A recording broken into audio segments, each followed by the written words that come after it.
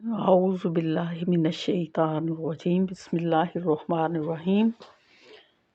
ہم شروع کرنے لگے ہیں سورہ الحاقہ۔ اس کا ترجمہ اور تفسیر: الحاقہ ثابت ہونے والی، ملحاقہ ثابت ہونے والی کیا ہے، وما ادراک ملحاقہ اور تجھے کیا معلوم کہ وہ ثابت ہونے والی کیا ہے۔ یہاں جو ہے اس سے مراد جو ہے وہ قیامت ہے، اور اس میں خطاب جو ہے کفار مکہ کو کیا جا رہا ہے، جو قیامت کے دن کا مذاق اڑاتے تھے اور کہتے تھے کہ کوئی چیز جو ہے وہ ایسی ہونے والی نہیں ہے، اور ان کو بتایا جا رہا ہے کہ یہ ہونے والی ہو کر رہے گی، چاہے آپ اسے مانیں یا نہ مانیں، یہ جو ہے وہ ثابت شدہ ہے اور یہ ہر صورت میں ہونی ہے۔ اور آگے بتایا گیا ہے کہ کذبت ثمود وعاد بالقاریہ، کذبت جھٹلایا ثمود نے وعاد اور عاد نے بالقاریہ کھڑکھڑانے والی کو۔ تو یہاں قاریہ کا لفظ جو ہے وہ بھی قیامت کے لیے استعمال کیا گیا ہے، اور حاقہ کا لفظ بھی قیامت کے لیے استعمال کیا گیا ہے، اور کہا گیا ہے کہ اس کو ثمود اور عاد نے بھی جھٹلایا تھا۔ اور پھر آگے ان کا انجام جو ہے وہ بتایا جا رہا ہے۔ سورت آگے آیت نمبر 5 میں ہے فَأَمَّا ثَمُودُ فَأُهْلِكُوا بِالطَّاغِیَةِ، فَأَمَّا اور جہاں تک ثمود کا تعلق ہے، فَأُهْلِكُوا پس وہ ہلاک کر دیے گئے، بالطاغیہ اور ایک چنگھاڑ سے۔ تو یہاں جو ہے وہ کہ ایک سخت آواز سے ثمود جو ہے، یہ قوم جو تھی حضرت صالح علیہ السلام کی قوم تھی، اور انہوں نے معجزہ طلب کیا تھا ان سے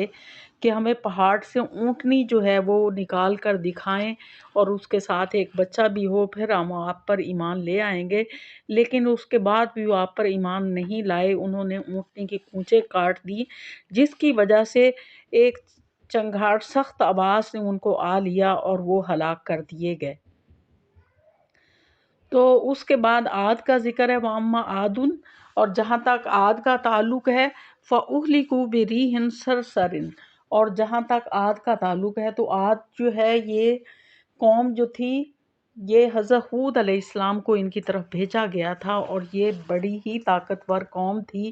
اللہ تعالیٰ سورہ فجر میں فرماتے ہیں کہ اس جیسی قوم میں نے آج تک پیدا نہیں کی، اور انہوں نے بلند و بالا عمارتیں بنا رکھی تھیں اور بڑے بڑے ستونوں پر کھڑی کی ہوئی تھی، اور اللہ تعالیٰ نے انہیں ایک ہوا سے ہلاک کر دیا، اور وہ ہوا جو تھی وہ بڑی سرسراہٹ والی تھی، اور لگاتار جو ہے وہ ان پر چلتی رہی۔ اگلی آیت میں اس کا ذکر ہے، سخرھا علیہم ان پر ہم نے اس کو مسخر کر دیا یا مسلط کر دیا، 7 لیالٍ 7 راتیں، و8 ایامٍ اور 8 دن ان پر مسلط رکھا۔ تو یہ 7 جو ہیں وہ راتیں اور 8 دن ان پر چلتی رہی حسوماً لگاتار۔ تو اس طرح سے پھر فطر القوم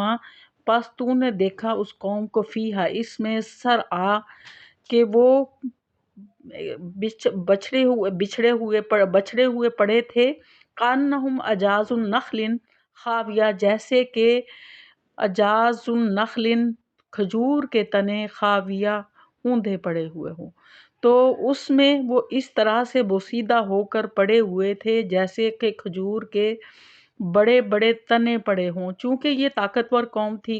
قداور تھی اور بہت مضبوط قوم تھی۔ جب اللہ تعالیٰ نے ان پر 7 راتیں اور 8 دن جو ہے ان پر لگاتار ہوا کو چلایا، اور وہ سرسراہٹ والی بہت تیز و تند ہوا تھی، اس میں یہ اس طرح سے پڑے ہوئے تھے جیسے کہ کھجور کے تنے اپنی جڑوں سے اکھڑ پر گرے ہوتے ہیں، الٹے پڑے ہوتے ہیں، اس طرح سے یہ طاقتور قوم تھی، اس کو اللہ تعالیٰ نے ایک ہوا سے ہلاک کر دیا۔ فَهَلْ تَرَىٰ لَهُم مِّن بَاقِیَةٍ کیا تم دیکھتے ہو کہ ان میں سے کوئی باقی رہ گیا ہے؟ تو ان کافروں کو یہ بتایا جا رہا ہے کہ تم اللہ کا انکار کرتے ہو، اس کے رسول کا انکار کرتے ہو، اور آخرت کے دن کا انکار کرتے ہو۔ تو اس سے پچھلی قومیں جو تھی انہوں نے بھی اسی طرح سے اللہ اور اس کے رسول اور قیامت کا انکار کیا تھا اور اس کا مذاق اڑایا تھا، اور ان پر اللہ نے عذاب کو مسلط کر دیا۔ تو کیا ان میں سے کوئی باقی رہ گیا ہے؟ وجاء، اور اس کے بعد آیت نمبر 9 ہے وجاء فرعون ومن قبلہ، اور فرعون آیا ومن قبلہ، اور اس سے پہلے والمطففات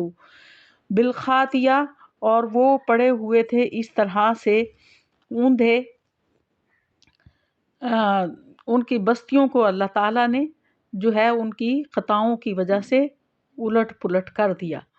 تو یہاں پھر فرعون کا ذکر کیا جا رہا ہے کہ اس سے پہلے جو لوگ تھے ان بستیوں کو بھی الٹ پلٹ کر دیا، اور فرعون جو تھے اللہ تعالیٰ نے اس کو پانی میں ہلاک کر دیا تھا، دریا میں ڈبو دیا تھا اس کو اور اس کے لشکر کو۔ یہ خدائی کا دعویٰ کرتا تھا، لیکن اللہ تعالیٰ نے اس کی لاش کو عبرت کا نشان بنا دیا جو کہ اب تک محفوظ ہے۔ فَعَصَوْا رَسُولَ، اور انہوں نے نافرمانی کی رسول کی۔ فَأَخَذَهُمْ أَخَذَةً رَابِيَةً، اور ان کو پکڑا ایک سخت گرفت نے، اللہ نے ان کو ایک سخت گرفت میں لے لیا۔ اور یہ لوگ جو رسول کی نافرمانی کرنے والے تھے، اللہ تعالیٰ نے ایک سخت گرفت میں ان لوگوں کو لے لیا۔ اِنَّا لَمَّا طَغَى الْمَاءُ حَمَلْنَكُمْ فِي الْجَارِيَةِ، اِنَّا بے شک، لما جب، طغى الماء پانی کی طغیانی ہو گئی، حملنکم ہم نے تمہیں اٹھا لیا، فی الجاریہ ایک چلنے والی یعنی کشتی میں اٹھا لیا۔ تو یہاں حضرت نوح علیہ السلام کا ذکر ہے، ان کی قوم کا ذکر ہے۔ حضرت نوح علیہ السلام جو ہے وہ 950 سال تک تبلیغ کرتے رہے، کوئی جو ہے ان کی قوم میں سے مانا نہیں تھا، بلکہ وہ حضرت نوح علیہ السلام کو اس قدر مارتے تھے کہ آپ بے ہوش ہو جاتے تھے، اور جب آپ ہوش میں آتے پھر ان کے لیے دعا کرتے تھے کہ اللہ تعالیٰ یہ میری قوم جانتی نہیں ہے،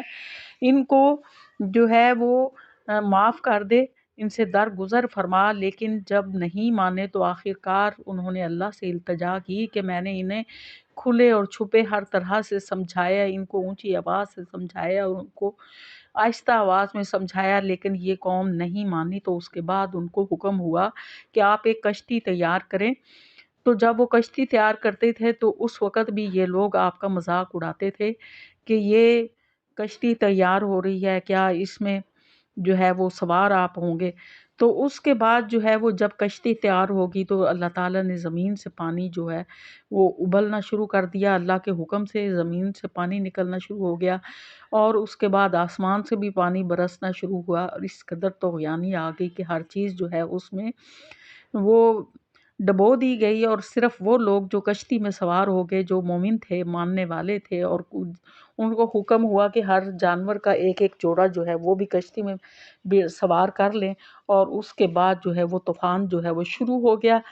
تو اس میں سے صرف وہی مومنین بچے، اور جو جانوروں کے جوڑے رکھے ہوئے تھے اس کے بعد نسل جو تھی وہ دوبارہ چلی، اور وہ سارے لوگ جو ہیں اس پانی میں ہلاک کر دیے گئے۔ اس لیے حضرت نوح علیہ السلام کو آدم ثانی بھی کہا جاتا ہے کہ اس کے بعد جو ہے پورے انسان جو کافر انکار کرنے والے تھے سب ہلاک ہو گئے، اور چند ایک لوگ جو تھے بچے تھے جس سے دوبارہ انسانیت جو ہے وہ شروع ہوئی۔ پھر اللہ تعالیٰ فرماتے ہیں اگلی آیت میں، آیت نمبر 12، لِنَجْعَلَهَا تاکہ ہم اس کو بنا دیں، لَکُم تمہارے لیے، تذکرتاً ایک نصیحت، وَتَعِیَّہَا اور اذنًا واعیہ اور اس کو یاد رکھیں یاد رکھنے والے کان، اور تاکہ جو ہے یہ سب لوگوں کے لیے جو ہے وہ نصیحت بن جائے اور ایک سبق آموز یادگار بن جائے، تاکہ آنے والے لوگ جو ہیں ان واقعات کو یاد رکھیں۔ اور اس کے بعد پھر جو ہے وہ قیامت کا ذکر ہے، فَإِذَا نُفِخَ فِي الصُّورِ جب پھونک ماری جائے گی سور میں، نفخۃ واحدہ پہلے نفخہ میں، وَحُمِلَتِ الْأَرْضُ اور اٹھا لی جائے گی زمین، والجبال اور پہاڑ، ودکتا دکتاً واحدہ ایک ہی چوٹ میں جو ہے وہ ریزہ ریزہ کر دیے جائیں گے۔ فَيَوْمَئِذٍ واقعۃ الواقعہ، اور اس دن واقعہ ہونے والی واقع ہو جائے گی کہ اس میں جو ہے کہ اللہ تعالیٰ ایک ہی چوٹ میں جو ہے وہ زمین کو بھی اٹھا دے گا، اور اس کے بعد جو ہے وہ پہاڑوں کو ریزہ ریزہ کر دے گا، اور وہ اس طرح سے ہو جائیں گے جیسے کہ روئی کے گالے اڑتے پھرتے ہیں۔ اور اس دن جو ہے واقعہ ہونے والی واقعہ ہو جائے گی، یعنی قیامت جو ہے وہ برپا ہو جائے گی۔ وَانشَقَّتِ السَّمَاءُ، اور آسمان جو ہے وہ پھٹ جائے گا۔ وَهِيَ يَوْمَئِذٍ وَاهِيَةٌ، اور اس دن اس کی بندش جو ہے وہ ڈھیلی ہو جائے گی۔ وَالْمَلَكُ، اور فرشتے عَلَىٰ أَرْجَائِهَا، اور اس کے کناروں پر ہوں گے۔ وَيَحْمِلُ عَرْشَ رَبِّكَ، اور وہ اٹھائے ہوں گے تیرے رب کا عرش۔ فَوْقَهُمْ يَوْمَئِذٍ ثَمَانِيَةٌ، 8، تو اس دن 8 فرشتے جو ہیں تیرے رب کا عرش جو ہے اپنے اوپر اٹھائے ہوئے ہوں گے۔